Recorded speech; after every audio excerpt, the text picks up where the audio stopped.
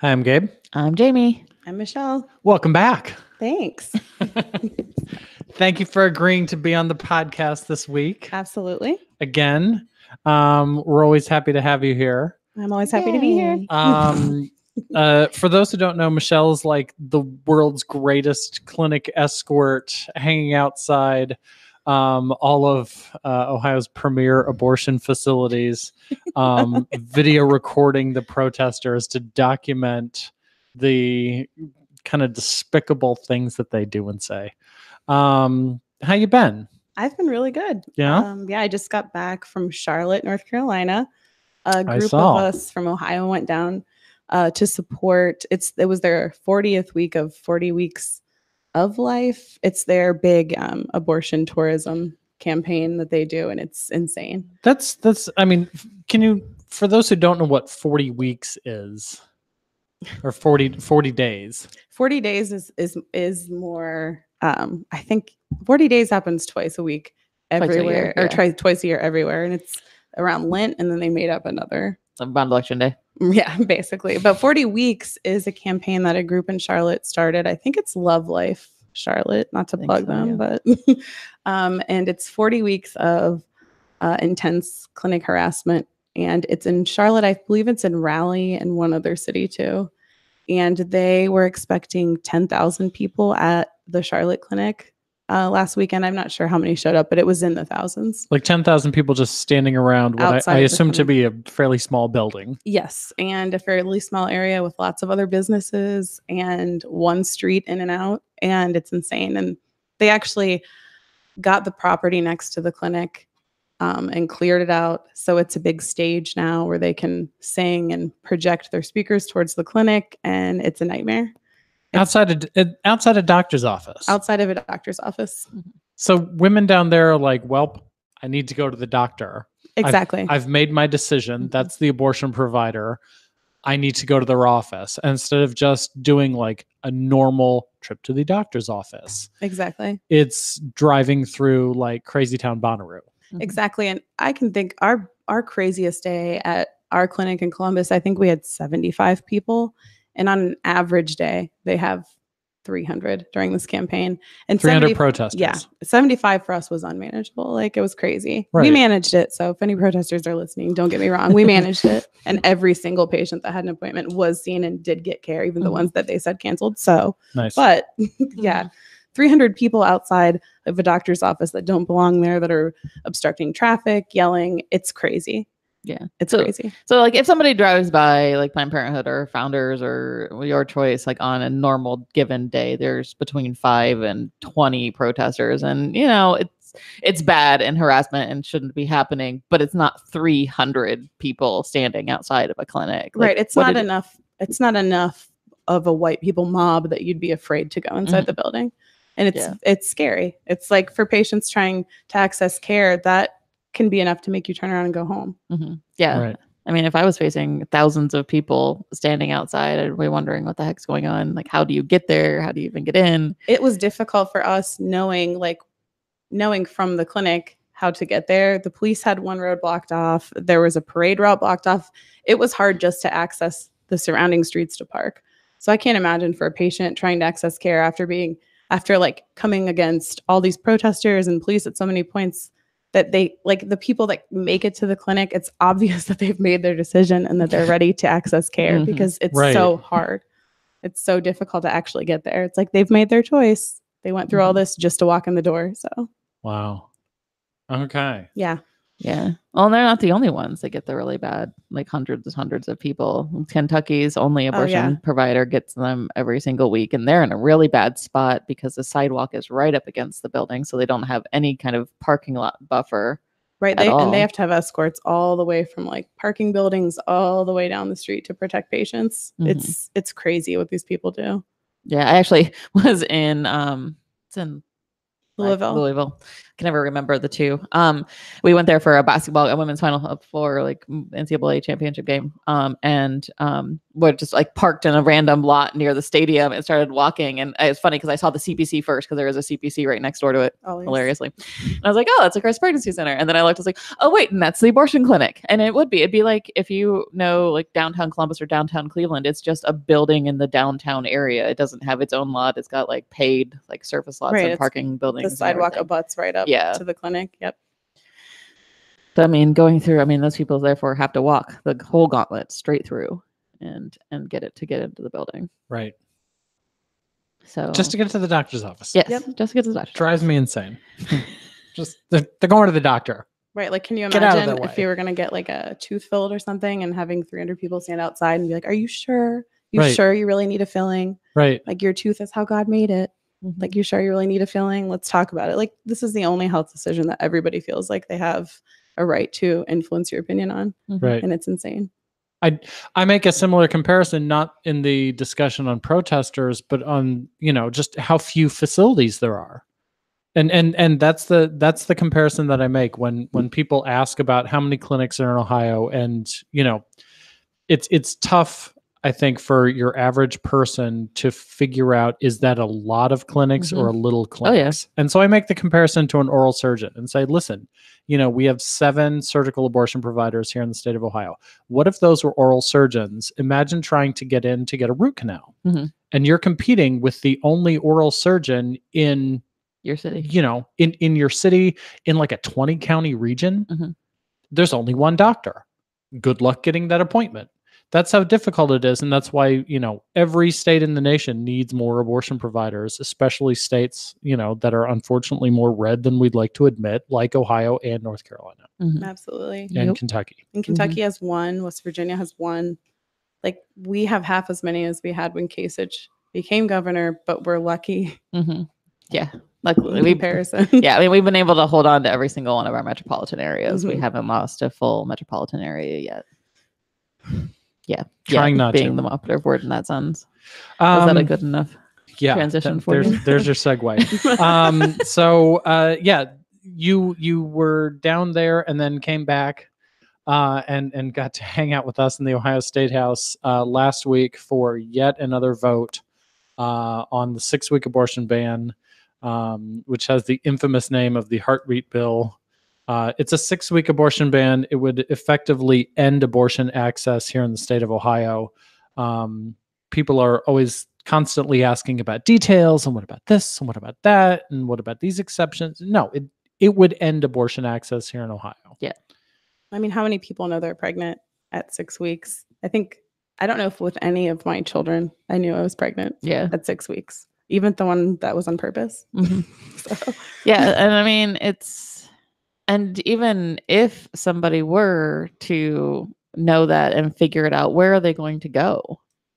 I mean, with so few being able to happen, there would be no clinics in the state. So they'd have to rely on doctors and hospitals, which have continuously been not friendly about providing those services. Well, and adding a criminalization piece just makes it so nobody wants to touch that. Yeah, and that is the big thing. There is some confusion out there about this versus the total abortion ban that was introduced that would actually criminalize women and doctors. This is not that bill. Not yet. This just criminalizes in, I guess, air quotes, doctors. It would not impose criminal penalties on individuals getting abortions or those helping people get abortions yet.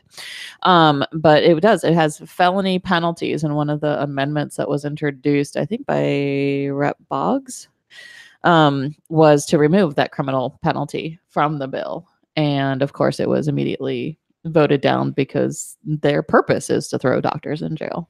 Absolutely. Right. During the House session, so this bill passed out of committee a full year ago. Yep. So there weren't any hearings this year at all. There wasn't any opportunity to provide testimony in 2018. We're just already at the point of having a vote in the House of Representatives. There was a good hour, 90 minutes of debate over the bill. We saw speeches from Representative Nikki Antonio, Representative Stephanie House, Representative Kristen Boggs, Representative Michelle Lepore Hagan, Representative Catherine Ingram, and Representative Bridget Kelly. On the Democratic side, those were the 6 women who spoke in opposition to the bill, offering amendments, explaining to the legislature why this is such a terrible idea, on many different angles. Representative Ingram talked about this as, a violation of a person's religious, their religious views, saying that you can't supersede God. You can't take this decision away from one of God's children. I mean, we're going to put links to all the videos. We've cut them down so you can just watch the individual things. But, making a religious point of view that this is a violation. Representative Antonio spoke in defense of survivors of sexual assault. You can't do this to women who've been victimized already. I thought that their speeches were really excellent. Was it Representative Boggs that also spoke about an assault survivor, a specific case? Yes. That testimony that she gave was so moving. Like, I can't imagine hearing that and being like, nope. Like, it was hard to listen to. Yeah, it was. It was devastating. It was about an 11-year-old. Yeah, an 11-year-old who had been a victim of incest by her grandfather, I think it was. And her father and her brother. Yeah. And her big concern was that she did not want to have a girl because she was scared about, what that would look like. Yeah, what would happen to her at 11 daughter. years old. Yeah. And I'm like, I can't imagine my heart doing broke. that to a child. Like, yeah. And everyone's just like, nope, sorry. I'd run on the other side. Yeah. And that's the big, one of the biggest things is that, they look at this in such a black and white. And our lives are not black and white. The situations people live in are most certainly not black and white. And being able to have laws that make sure that people have access to whatever healthcare they need in whatever circumstances, what needs to happen. And this bill is the exact opposite of that. Well, and from a reproductive justice standpoint, the day before we passed our version of like the stand your ground law, also known as kill at will. Exactly. And then we're telling families and families of color that you're going to have a forced pregnancy. So not only do you not get to decide when and where you have a family, you're being forced to do it in a state that is not safe for you. Yeah. I mean, it's crazy. It's just crazy. Well, and it's also, we already have a maternal health crisis in our state and infant mortality crisis in our state. And part of the reason for that is that a lot of the rural hospitals around the state have stopped having a maternity unit. So because they just can't, because medical malpractice insurance for OBGYNs is skyrocketed continuously. And it's just really expensive to have a maternity unit. So hospitals in the middle of nowhere that don't see a lot of those patients, because they don't see a lot of patients in general because they live in tiny towns, are just getting rid of their maternity unit. So these women in these areas who are pregnant and need prenatal care and those kinds of things have to come to the city. So more and more of them are having scheduled C-sections instead of naturally going into labor and naturally having a child, because you can't be 2.5 hours away from the hospital and go into labor. And not having prenatal checkups and prenatal appointments regularly, like you would think would be something you'd put in place before forcing people to continue pregnancies. Details. They did. There was also an amendment to require paid family leave. There was an amendment on comprehensive sex education. There was an amendment on contraception, because if we're not going to allow people to have abortions, we can maybe at least help them not get pregnant if they don't want to be. Of course, all of those, again, were voted down because this isn't about families or children or anything else. It's about controlling women's bodies. And don't we have legislation coming up on uncomprehensive sex education in school? Yeah, they did actually have a hearing last week as well on Niraj Antani's House Bill 619, which would require basically what crisis pregnancy centers or fake women's health centers do to women who walk through their doors would now be a part of our school curriculum and be taught to students in K through 12 and which is college. Devastating, because I've seen those online, where they do like a piece of tape and you stick it on several people, and that's a girl. And look how used up and not sticky she becomes once she's been put on so many people. It's archaic. It's terrifying. So yeah, that's what else the legislature did last week. Yeah, Ohio. Gabe just making faces in the corner. Well, I think about Niraj's Representative Antoni's his misinformation bill, Yes. and that's something that people with his agenda would like to see put in place. Oh yeah. The response on the floor to, hey, shouldn't we have comprehensive sex education, which I think was Michelle Lepore Hagan, Representative Lepore Hagan's bill, or her amendment. After each amendment comes up, the Republicans come up with some weaselly way for the amendment to die. And sometimes they say, no, this isn't in order, which is a load of garbage. Or normally they'll have Bill Seitz stand up and just, move that we table the amendment. Yeah. For the one on comprehensive sex education, Christina Hagan stood up there and said, this is an unfunded mandate. She didn't like the idea that asking schools who are presumably already offering some form of sex education to just make that education comprehensive, that is, in her view, an unfunded mandate. Which, there's no funding. Just, you're going to be, the teachers in the classroom presenting lessons. Just have the lessons be scientifically accurate. Have them use correct information.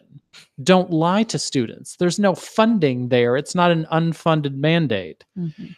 And also, that lesson saves taxpayers money in the long run. It's not an unfunded mandate. As someone who got pregnant in high school and had a child, I can attest to that. I can attest to how maybe comprehensive sex ed would have been a benefit. I love my child, but comprehensive sex ed would have changed my view on things. Right. You would have known how to protect yourself. But yeah, exactly. Maybe. And when you take a look at the entire healthcare system and figure out what are the additional healthcare expenses to individuals and to taxpayers for people who are not prepared to have kids, comprehensive sex ed saves taxpayers money. Period. Absolutely. It's not an unfunded mandate. But they don't want to change this bill at all. They don't want to admit that maybe they're wrong about nearly everything in this area. Yeah. It's almost like they have the mindset of like, if you give kids this information, then they're going to just run out and have sex. Right. Where it's just tools to protect yourself. And I mean, I'm sure it's not sexually empowering, but it would also be nice if they added that piece, Right. I mean, and if LGBTQ plus people were included in sex ed, that would be a positive addition. Ohio. Yeah.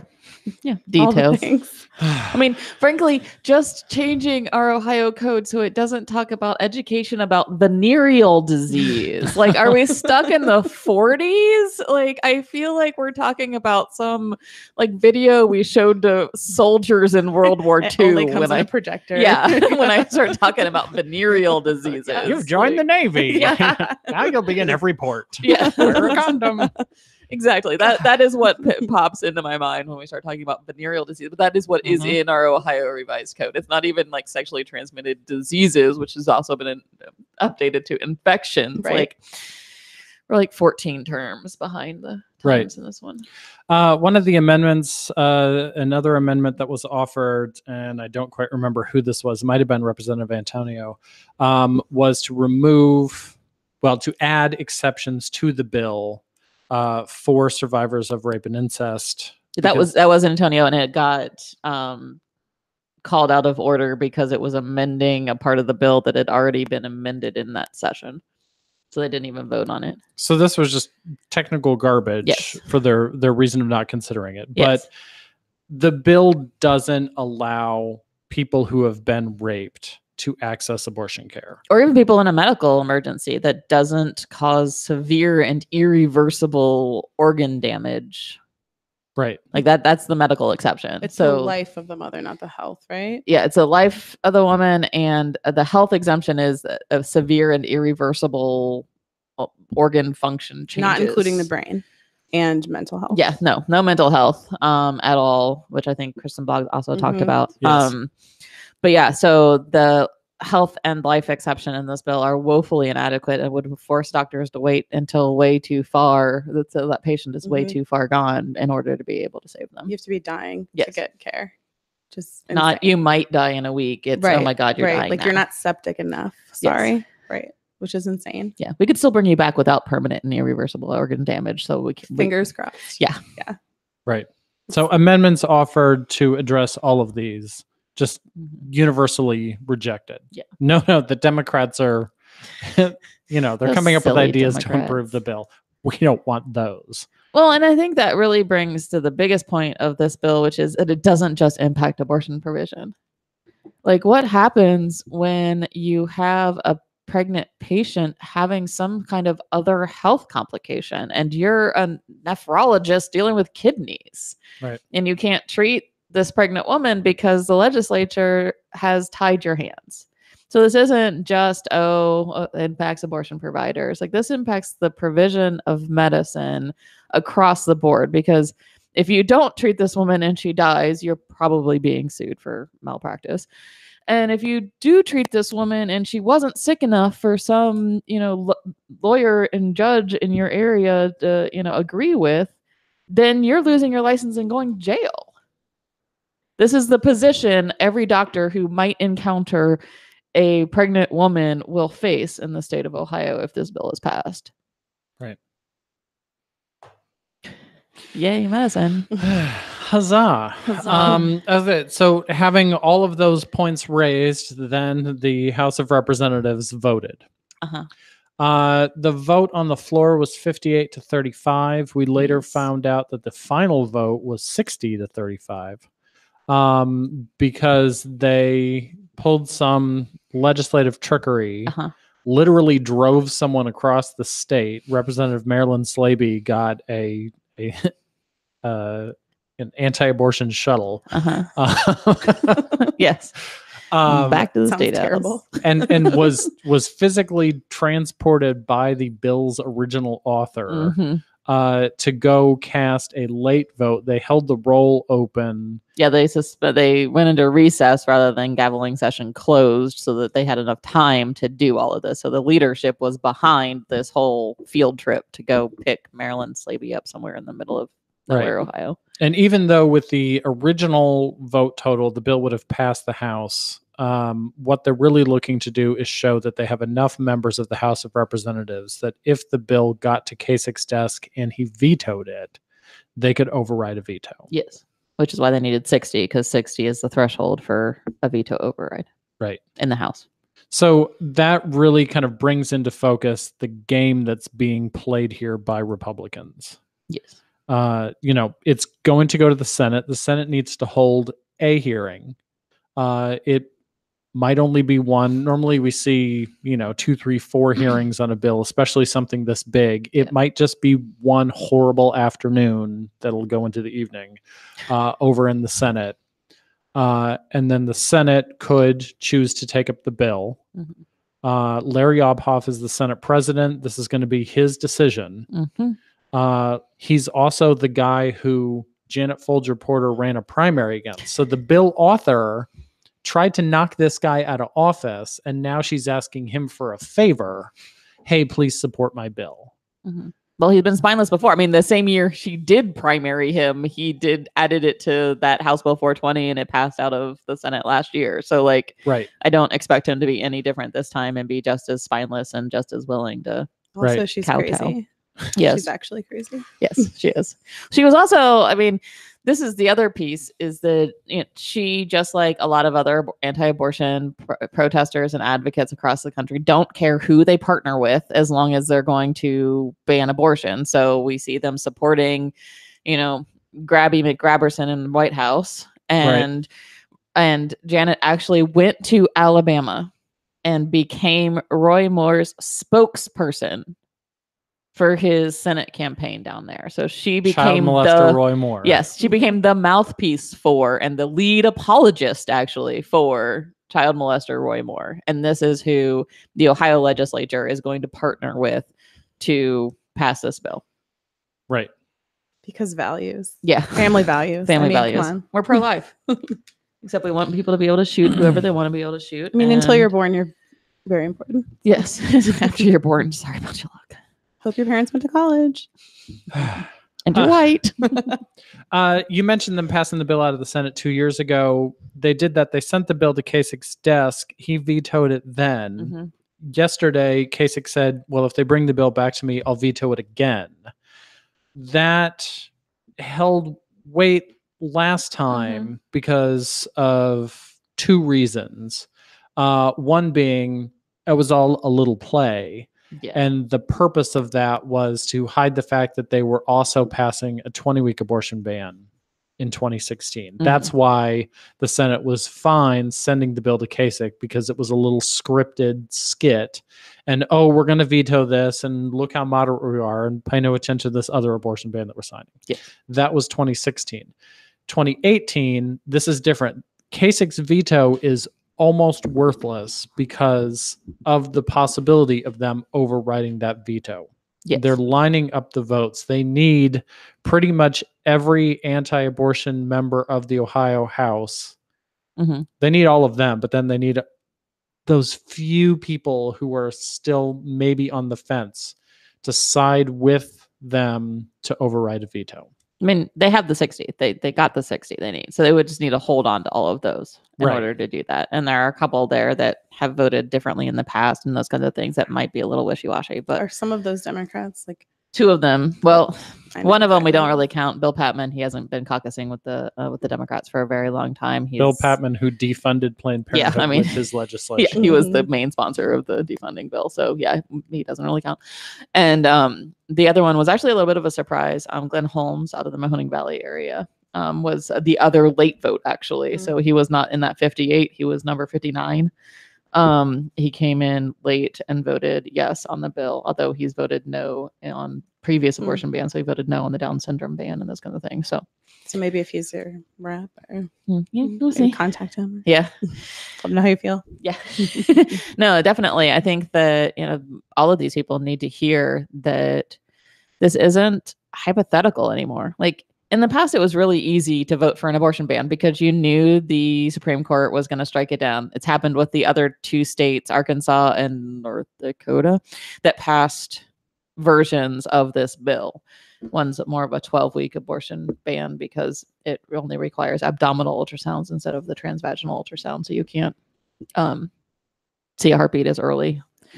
But the courts have struck down those other two bans and they've never gone into effect. But with the Kavanaugh court and with especially the Sixth Circuit Court here in Ohio already has 4 Trump appointees on it, and any minute now could have as many as 6 Trump appointees on it. And it was already conservative. I mean, the Sixth Circuit is the one who was like, oh yeah, ban gay marriage is awesome. That caused Obergefell to go to the Supreme Court. So, the Sixth Circuit, it was not a bastion of liberal wonderfulness before, and now it's got a whole bunch more conservative judges on it. So this is not a hypothetical. This is not an easy vote where it's going to get blocked and it's never going to impact anybody's life. This is a bill that will go into effect and will cause people to be forced to take matters into their own hands and put their lives at risk. And will criminalize doctors. So what happens when more and more doctors just don't want to practice in the state of Ohio because they don't want to be faced with being put in jail? What kind of medical crisis happens then? Where do women who want to be pregnant go when there's no OBGYNs left in the state of Ohio? Right. So the ask is to keep this bill off the floor of the Senate. Yes. We need Larry Obhoff to find his spine. We're asking John Kasich, hooray, you offered a veto.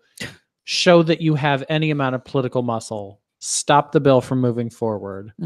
And members of the House of Representatives need to understand exactly what they would be condemning women to. Yes. They need to not override a veto if it gets to that point.